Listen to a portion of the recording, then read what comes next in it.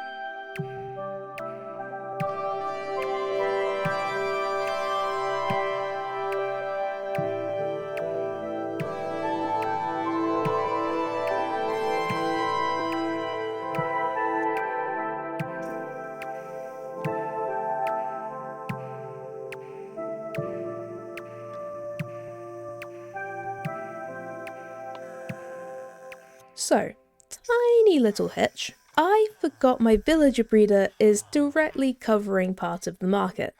Now, why is this a problem? Well, I keep mentioning that I want to put free-range villagers around the hub, and I've actually already started putting some of them out, but there are still quite a few more I need to add, so I need to keep this round just a little longer to breed some more of them. So we're not quite done with the quarter. However, we did build everything apart from, I think, 2 stalls, so let me show you around.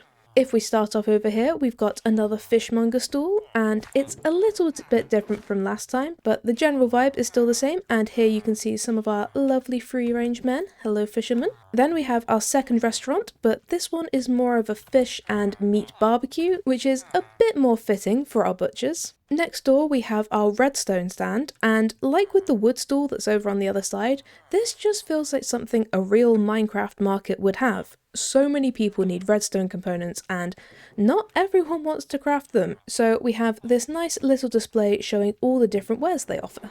Then we have another farming area where I'll probably add some chickens and some pigs into the 2 pens, and we are having some friendly iron golems spawning these days, but I guess they're just some hired security for the market. I am just now realising that this side of the market has way more special stalls than the other side, because next we have our bed shop. It's a bit of a random thought I had, but it adds a nice bit of colour and I think it turned out very nicely. Next we have another farmer stall, and I mentioned last time that I think we have more farmers than any other profession, but I don't think it's too far out of balance, and it's nice to have one of them over on this side of the market. Then we have another very green stall, but this time it's a flower focused stall, and once again, I just love it. The way the leaves grow over the top, the spore blossom and glowberry lighting, it's all just got a very nice vibe to it. On the other side of the road we have another leatherworker stall, and this time they're keeping their displays on the inside, and I think they might have had an issue with some light-fingered individuals and want to make sure their merchandise is kept a little bit safer. Next door to them we have what probably used to be a functional stool but has since been corrupted by some skulk, and I'm not quite sure how it spread, but hopefully it doesn't corrupt the surrounding stools because that would be a pain for everyone involved. Then we have a bit of a magical stool. It's up to you exactly what it is. I think perhaps some form of fortune teller works here who's willing to tell any passing customer about a tall dark stranger lurking in their near future for a few emeralds. Either way, between the amethyst blocks and the floating candles, this stool definitely screams mystical and magical. And finally, we have what I've been calling the gallery. And I was once again thinking about going around craft markets and the things you see there, and I thought it would be nice to have a local artist selling their paintings and pictures. Now, obviously, Minecraft doesn't have a ton of variety in their paintings, but every artist wants to have multiple prints of the same image in case one is sold, so I don't think the occasional repetition is too much of an issue. And overall, I just love the way this looks, and honestly, I love the way this whole market looks, and it will look even better once the breeder is taken down and the final stalls are added. However, I think that's going to have to wait for next episode because I need to breed quite a lot more villagers and distribute them around the hub, which is going to take a bit more time. So, in the meantime, let's talk next steps. Obviously, once the last bits of the market are done, all of our quarters are complete. So what's the plan after that? Well, as I mentioned earlier, there are a few more things I'd like to add to this project. The first thing is I really need to do something with my entrance. We have the stairs implemented at least, but walking up through this endstone area isn't the most exciting or the most fitting entry point for us. And I'm honestly a little torn on exactly what to do with it at the moment.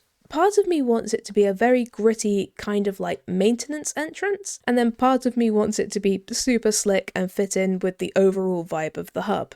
And I'll hopefully work that out in the next few weeks, but let's move on to the next thing. And that is the fact we still have a bunch of floating end gateways.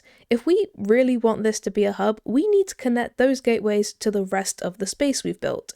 And I think I have a pretty cool idea for how to do this. I won't go into too much detail on this though, because I think we're probably going to tackle this next episode once we finish the market. So moving on, we also need to fix up this side of our entrance to the end. I mean, it works, we can easily get to the portal, but it could look a lot nicer, and it would also be nice not to have to walk upstairs to get into the portal. So we'll need to take a look at that soon as well. And finally, I briefly mentioned before that I have a bit of a plan for sprucing up the surrounding void in here.